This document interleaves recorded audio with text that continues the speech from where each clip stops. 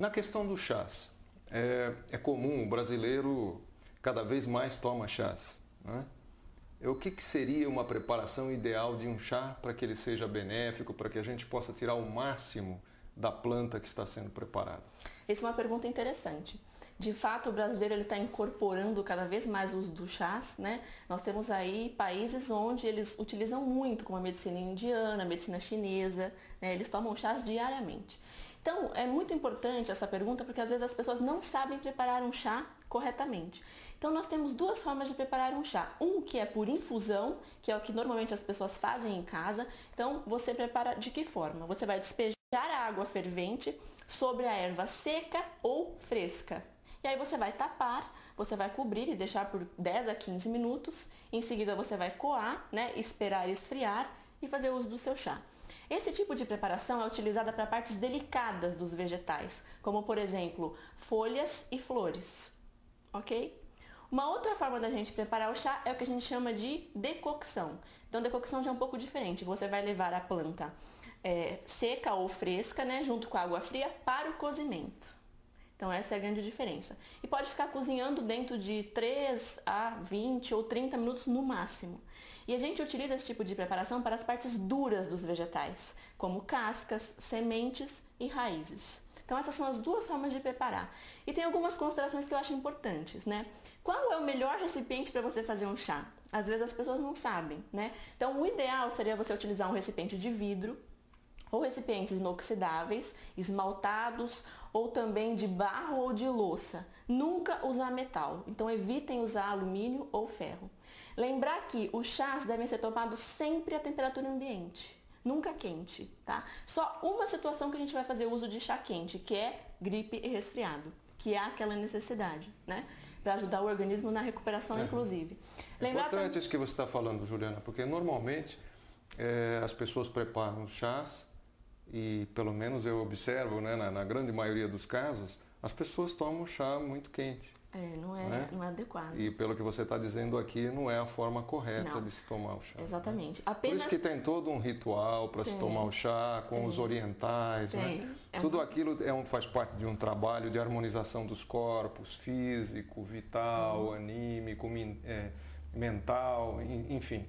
Há uma harmonia, né, de todos os corpos, né, na medida que se participa de um chá, de um ritual do chá para os povos orientais. Então aquilo é uma harmonização dos corpos. Então tem todos esses cuidados aí. Com certeza.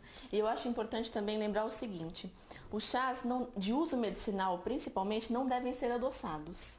Então não usem açúcar e muito menos o adoçante. No máximo, se quiser adoçar um pouquinho, use, né, um mel de boa qualidade. Tá?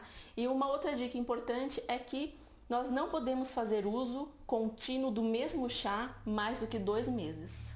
Então, no máximo, 1 mês e meio a 2 meses de uso contínuo de um mesmo chá. A gente precisa dar uma pausa. Qual a razão disso, Juliana? Porque, além de... Sobrecarrega o organismo? Exatamente. Dependendo do tipo de planta, sim. E tem plantas que podem causar problemas específicos, como a gente estava comentando agora, por exemplo, de um laxante. Tem plantas que podem agredir o rim, sobrecarregar toda a questão renal, fígado. Então não é interessante. Então a pessoa toma um chá de uma planta, fica habituada a tomar aquela planta, acha que está fazendo bem e na realidade está desequilibrando o seu organismo. Alguma parte do organismo. Isso é de extrema importância, né? Tudo tem indicação, lembrar que elas têm função, têm mecanismo de ação, tem um tempo de duração no seu organismo. Então, fez o efeito, teve a função desejada, para. Porque existem plantas muito específicas, umas que você pode fazer, claro, uso contínuo, outras mais tempo do que esse, mas outras podem agredir. E lembrar o seguinte, sempre que você fazer um chá, procure tomá-lo no máximo dentro de 1h30, 2 horas. Após ter feito. Quando você fez. Não existe, né? Não é interessante aquela situação de você fazer o chá e deixar lá 1 hora, um dia todo, faz naquelas garrafonas grandes e deixa na geladeira, ou mesmo em seguida, não, porque ele oxida. Há uma oxidação e, consequentemente, a perda das propriedades. Exatamente, perde os princípios ativos. Então, não deixe na geladeira e muito menos para o dia seguinte, tá? Não é adequado. Veja, telespectador, a importância, né, da preparação de um chá. Por isso que os orientais atribuem um valor extraordinário ao ritual do chá.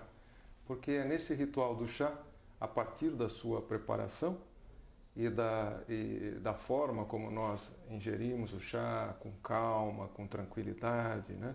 Nós conseguimos o quê? Conseguimos serenar os nossos ânimos, baixar o nosso batimento cardíaco e conseguimos com isso o quê? Harmonizar todos os nossos corpos, né? É um momento de paz, de alegria, de felicidade. Isso nos traz o quê? Nos traz saúde, né? E, acima de tudo, a harmonia que todos desejam, todos aqueles que estão em volta de nós desejam e acabam sendo contagiados por ela também. Nós vamos ficando por aqui, vamos dar continuidade com estes assuntos nos próximos programas com a doutora Juliana, que é a nossa convidada, e ficamos hoje por aqui. Uma boa tarde a todos vocês e até o próximo programa de Eubiose, Sabedoria das Idades.